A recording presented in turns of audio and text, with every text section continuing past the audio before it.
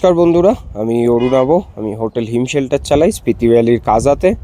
তো আজকে এমন একটা জিনিস নিয়ে কথা বলতে চলেছি, সেটা হচ্ছে যে মানালি থেকে কাজা আসার যে টাইমিংটা দেখায় গুগল ম্যাপে, তো এটা সম্পূর্ণ একটা ভুল টাইমিং দেখায় ওখানে।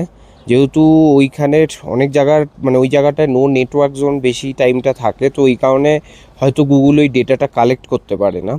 তো এই কারণে এই জিনিসটা বহু লোককে দেখেছি। ইভেন লাস্ট আমি 3 বছর যাবত যে এখানে যে হোটেল চালাচ্ছি, 3 বছর যাবতই আমি দেখেছি বহু লোকে সেম ভুল করে। সেটা হচ্ছে যে লোকে ওখানে টাইমিংটা দেখায় 5 ঘন্টা মানালি থেকে কাজা অবধি, যেটা অ্যাকচুয়ালি লাগে কিন্তু মিনিমাম 8 ঘন্টা থেকে 10 ঘন্টা। তো অনেকে ভাবে যে আমি 11টা 12টা, অনেককে তো আমি আগের বছর এরকমও কেস দেখেছি যারা দুপুরবেলায় 2টোর সময় তখন কল করে বলছে আমরা তো এখন মানালিতে আছি, তো আমরা ওই সন্ধ্যে 6টা 7টার মধ্যে আপনার কাছে পৌঁছে যাব।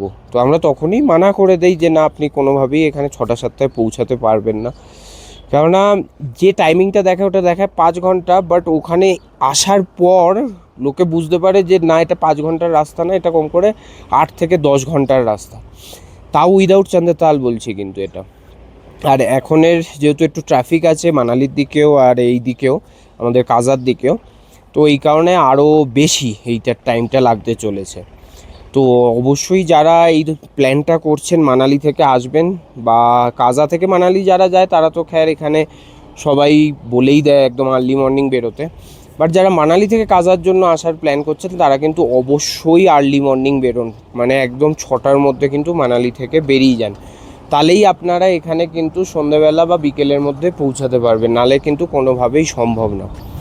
কেননা মাঝখানে আমার কাছে পরশুদিনও একজন গেস্ট এসে পৌঁছেছে রাত্রি 12টার সময়। তারপরে আমি জিজ্ঞেস করলাম যে আপনারা মানালি থেকে কখন বেরিয়েছিলেন, বললো যে আমরা মানালি থেকে বেরিয়েছিলাম সকাল 11টায়। তারপরে অনেক জায়গায় ট্রাফিক ঝেলতে ঝেলতে রাত্রি 12টা নাগাদ এসে এখানে পৌঁছায়। তো এই কারণেই সবাইকে এটা রিকোয়েস্ট থাকলো আমার, যারা অবশ্যই মানালি থেকে আসার চেষ্টা করছেন কাজার দিকে, গুগল ম্যাপের টাইমিংয়ের ভরসায় থাকবেন না। সবাই হাতে 10 ঘন্টা মতো টাইম লাগবে এই ভেবে কিন্তু বেরোন। আর সাথে যদি চন্দ্রতাল অ্যাড করে নেন, তাহলে আরও 3 ঘন্টা বাড়িয়ে নিন ওখানে। কেননা চন্দ্রতালের রুটে এমনিও একটু ট্রাফিক হয়ে আছে, প্লাস হচ্ছে ওখানে 1.5-3 কিলোমিটার হাঁটাও থাকে। তো সব মিলিয়ে কিন্তু আরও টাইম লাগতে চলেছে। আর যে রাশটা দেখতে পাচ্ছিলেন কয়েকদিন আগে অবধি, সেই রাশটাও একটু কমে গেছে।